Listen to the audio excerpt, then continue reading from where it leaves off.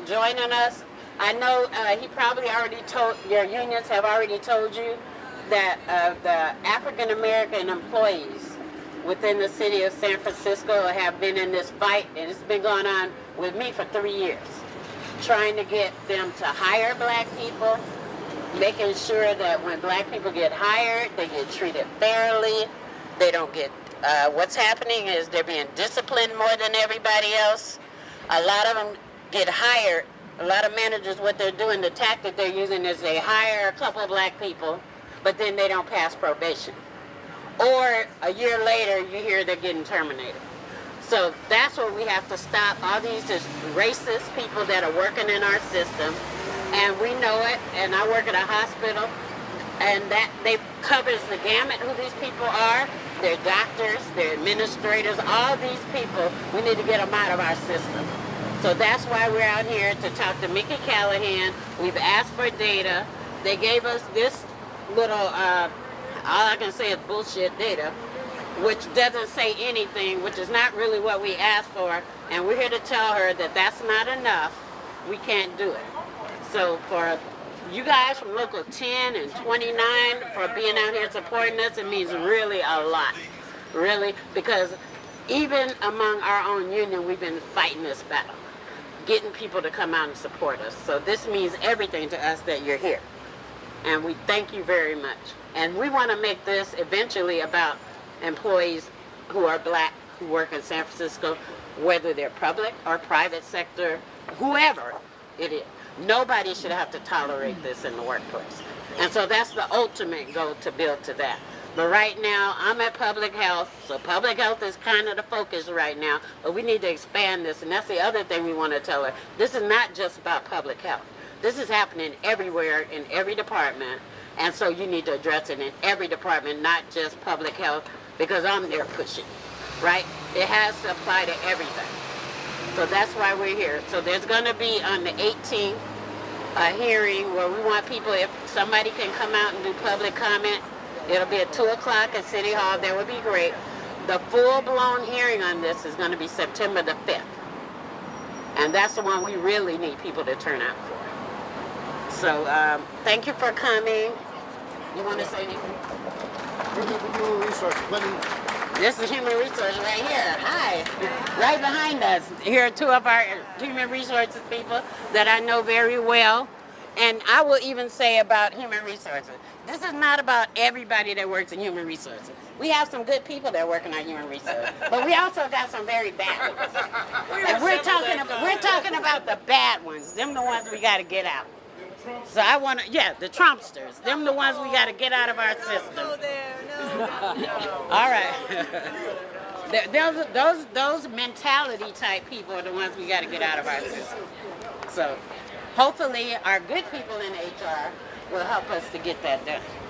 So we want to go upstairs now. Do you want to speak? Does anybody else want to talk? Anybody? Anybody else you guys want to say something? No? No, I want you to continue. Okay, you want me to continue? Okay, all right.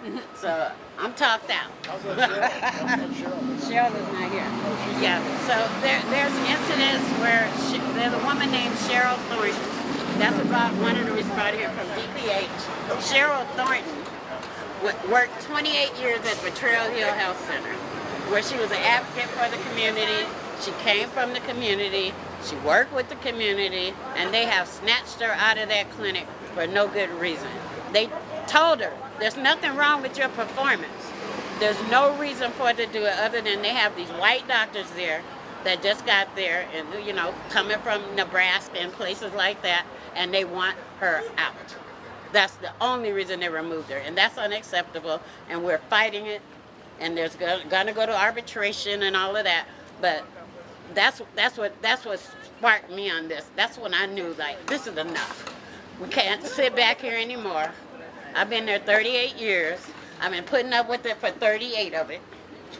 And this has to stop. And before I leave, the people behind me, because I'm a chapter president where I am, I cannot leave them in good conscience under those circumstances. We have to do something to make it better for the next generation of people coming. I want to make sure that you guys all have kids too.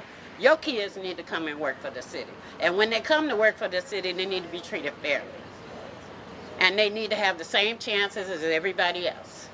And right now, unfortunately, that's not the way it is in many places. Where our people and our kids and us, we're at a disadvantage. When we walk in the door, we're at a disadvantage. And that's what we got to change. And sometimes changing leadership is what's required to get that. My name is Nicole Christian. I work for SFMTA here at 1 South Van Ness, and I really want to thank ILWU for coming out and supporting us. It is a high time that we get information from Micki Callahan directly, not just from DHR, and this will show her that you cannot just treat your workers any kind of way. You cannot treat and abuse and misuse your African American workers and still expect us to do a good job for you. This will show her we have solidarity across unions, not just SEIU, not just ILWU, citywide. We have support, we demand answers, and you will give them to us. You have been mandated by your bosses to give us information. You will do this. This is your job. Your job is to give information when we request it. So do your job. Hi, I'm from New York and I'm here to support this. And this is the 50th anniversary of the San Francisco State strike. And one of the things that made that strike so effective was the ILWU, because they supported that strike then. And one of the reasons why the strike happened in the first place was because there was a black teacher who was fired because he was part of the Panthers and he wanted to talk about racism in the United States and racist hirings at San Francisco State. So this is historic in the United States. Racism goes all the way back from the beginning of American time. But the thing that will help fight against racism is the unity of the working class, especially with the unions attempting to organize workers around the question of the democratic rights of Latins, of blacks, of women, and without the unions defending, blacks and Latins, that will, the democratic rights of people will not succeed, but also without the unions defending themselves, which unfortunately is happening all over the country and in New York, the unions will not continue to exist either. So if we want to be able to successfully fight for the democratic rights of people, we have to get unions that are willing to fight to defend them and to defend themselves. But unfortunately, many of the union leaders capitulate to the bosses. As you notice, the leader of the SEIU is not here. That's right. And that's the person that should be here getting out their own members to defend Cheryl and Brenda and all the people who are being attacked. Without them, there will be no united strike in defense of the union members. And so therefore, it's obvious that those people defend the interest of capitalism and the bosses more than they defend their own workers. So I think what we need to do is look at the history of the ILWU and see what they did and look for a fighting leadership that's going to defend all workers. And if that means getting rid of all of the union leadership in this city and throughout the country, I think that we have to begin to talk about that, because those people will end up allowing management to bust the unions, making minimum wage the order of the day, and minimum wage won't even be minimum wage anymore. And therefore, we as workers have to organize in solidarity, not only of black rights and Latino rights, but the rights of workers, which encompasses all people, and therefore organize ourselves as workers in opposition to the bosses, not make deals with them, not make sweetheart deals with management, because management is our enemy. And once we begin to understand that this is a class struggle, then we can begin to organize ourselves in opposition to them and begin to think about overthrowing them and set up a worker state. I'm Steve Zeltzer. I'm a member of CWA and United Public Workers for Action. And you know, the racist attacks in San Francisco is not new. Not new. There have been hanging nooses at the airport, at SFO, and there was a hanging noose at Southeast Sewage Plant. And when the sister, Carmi Johnson, went to the police department, they said it's not a crime to put up a hanging noose.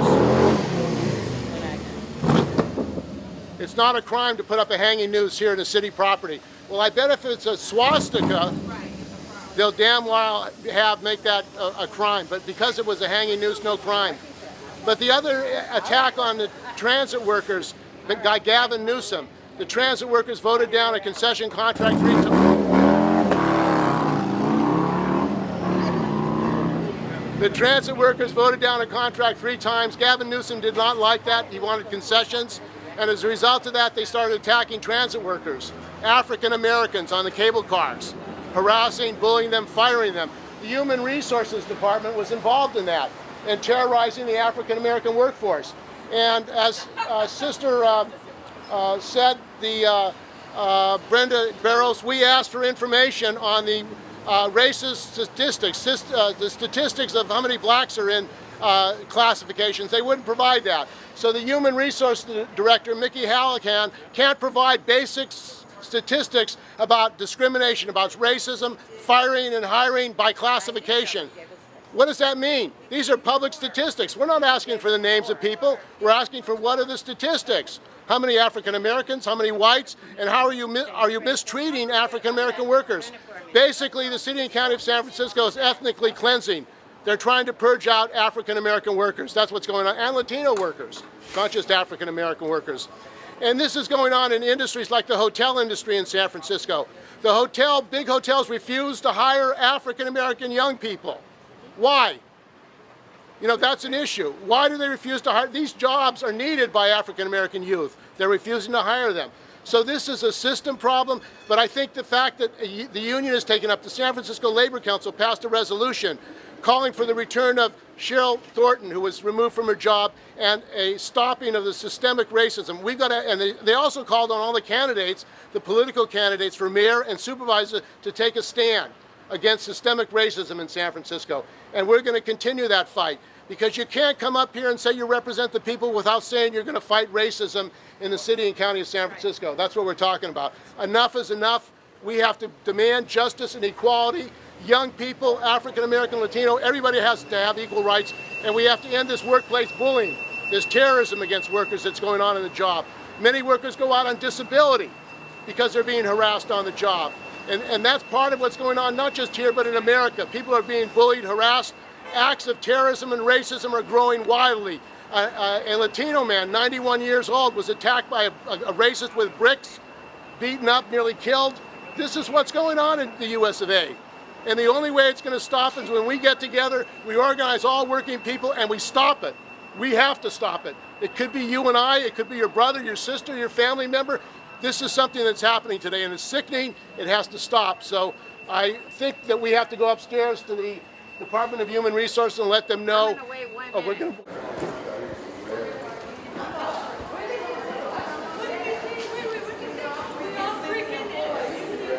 Fight! You ready to fight? Damn right. You ready to fight? You ready to fight? All right. Oh man, y'all scared, man. Y'all scared over y'all mouths up.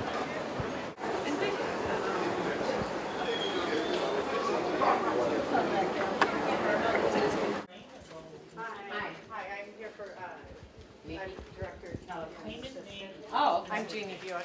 hi, Jeannie. Nice to meet you. Hi. So Like we I'm got- here, Okay, and I'm here with other people. Okay. Because we have a couple of demands. okay. As you know, we've been asking for certain data related to citywide African American employment. And so I know we've gotten some things from public health, Right, right. but this is not just about public health.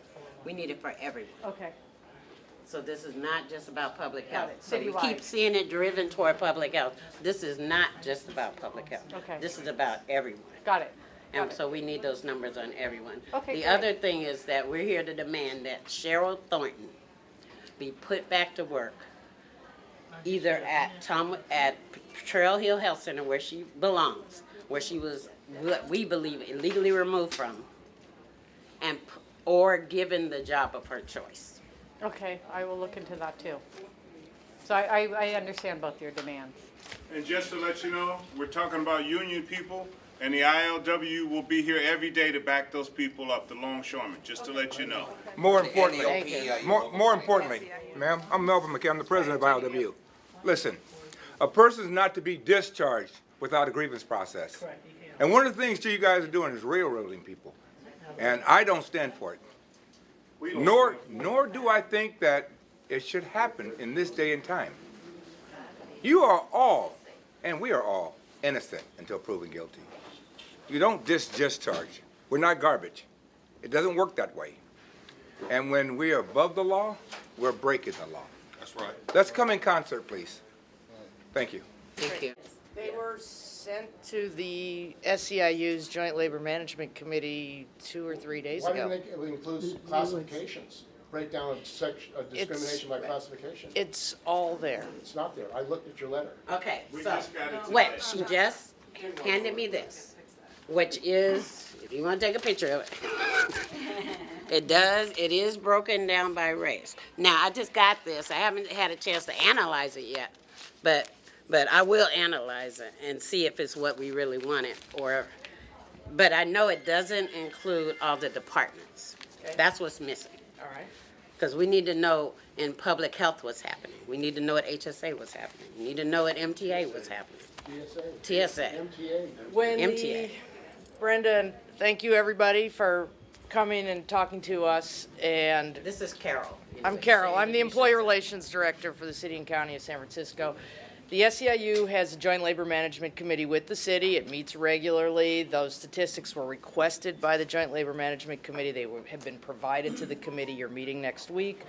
We'll review those, the report. If there's additional things you think you need, we'll prepare that. And we're prepared to just keep talking until we. Just provided, But this is for our people, right? This doesn't include like Local 21. It doesn't include MEA. It does not. So that's what we're saying. This is not just about 1021.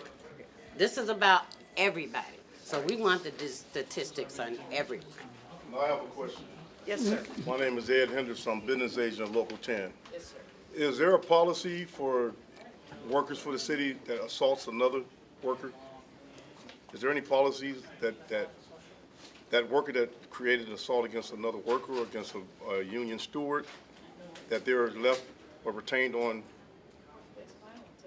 immediately terminated, or there's an investigation is done and you write them up and slap them on the behind, tell them don't do it again? I don't have it in front of me. I'd have to review it, and I'm happy to meet with the ILWU and review all of this.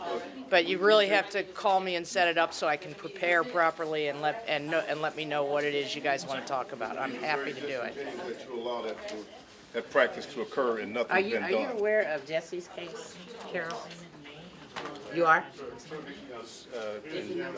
I'm not sure if Carol knows directly, but Employee Relations Director, I know about all the grievances that are happening. Thank you. I don't have a business card, John. That's okay, but listen, I take you at your word, Carol. You'll call me. We know each other. Thank you. Yes. Yes.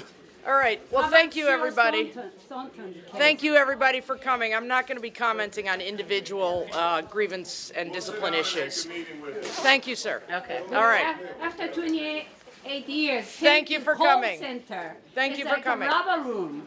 All right. Take care, everybody. Thank you for coming. Let her get a question out, please. Hold on, Bobby. Let her get a question out, That's please. fine. Yeah, my question is, after 28 years at the center, Hey, guys, and they please. sent her to a call center. Call center is where the people with just no experience go through the manual and answer the question when people call. Why she was sent to call center? I think I already commented on that question. So thank you, everybody, for coming. And give us a call. We're happy to get together. And we will see the SEIU's Joint Labor Management Committee next week. All right? Thank you. Other unions too. Can you do that? It needs to be everyone, yes. Excuse me? You need to see the other unions I'm too. the city's employee relations director. I'm easy to find. I'm available to any city union that wishes to come and meet with me about matters of concern. She'll call us. I have cards in the back. Sorry. I did not know you would be here. And next time, give me a call so I can prep a little bit, okay? All right. Thank you, everybody, for coming. I mean, it's because we're union. And one of the things, we don't want violence in the workplace nowhere. Okay, we're 3 to 4% of unions in the country. And we're going to stand up with each and every one of them. It doesn't make a difference. There is no violence in the workplace nowhere in the world. And it should not be condoned or swept up under the rug. So how did you find out about this? I was met at my executive board by the members of SEIU. And from there, we decided to assist them. You think this is going to have an effect? I believe what Cheryl said, that we will be in contact, and we want results. Why is it in San Francisco, which is supposed to be, is known as a liberal city, you have a problem with racism in the city and county? This is supposed to be a good... I don't just depict San Francisco, but this is where the starting point stops at. We will not condone racism nowhere, okay? Not just San Francisco. But I can tell you one thing for sure. We will stand in concert with them. We thank you very much. My name is Makula Godwin. I'm a retired RN. I work primarily on Psych Ward 6B and the psychiatric services for people of color and also people who are disenfranchised in the city. It should be an embarrassment and a shame that there's such heartlessness within the city of San Francisco. San Francisco, as Brenda has stated at your panel, it has a facade that is not correct. African American people have never really been welcomed in San Francisco. This represents the low numbers of African Americans, somewhere between 3 to 5%, means that we are in the middle of a 5th program of blacks historically being removed from the city. I stand strongly and thank the union for all it's done. Fortunately, my retirement benefits were in place due to the union's activities in the past. The union needs to continue to be strong and represented and not undermined by recent court decisions. So we all need to be together in this fight to protect workers' rights. What's your name? My name's Ed Henderson, Ed P.I.I.I. Henderson, ILWU Local 10 business agent. The reason why I'm here today basically is just some ongoing racial tension and that's deal with unjustified firings or displacement of city workers, which are indeed union workers, which involves me. And what really ticks me off the most is that we had a union steward that was punched by a public supervisor, which this individual is still working, and the other individual is out on mental stress. We take that very, very seriously, of the employer trying to use bully tactics, trying to stress individuals out, but then when you get physical, that steps it up to another level. As longshoremen, we don't bow to no bulliness, we don't bow to any threats, and we definitely will not be intimidated by any type of businesses or corporation by threats of job displacement. We're looking for jobs when we found this job, and that's our model, and that's where we look at it. Injury to one is an injury to all. So therefore, you will see us more if this doesn't get rectified anytime soon. Thank you. I mean, is this something new for the ILWU coming out here to support the African American workers of the city and county of San Francisco? No, it's not. We've supported workers in this city for many, many years. That's what we do. We want everyone to have what we have. And this seeming overt racism, discrimination, bullying of African American employees, why is it happening in San Francisco? I don't know why, but there's no place for it in the workplace. It should not exist. And are you planning to come back here if it's not resolved? We'll be here until it's resolved. Solidarity!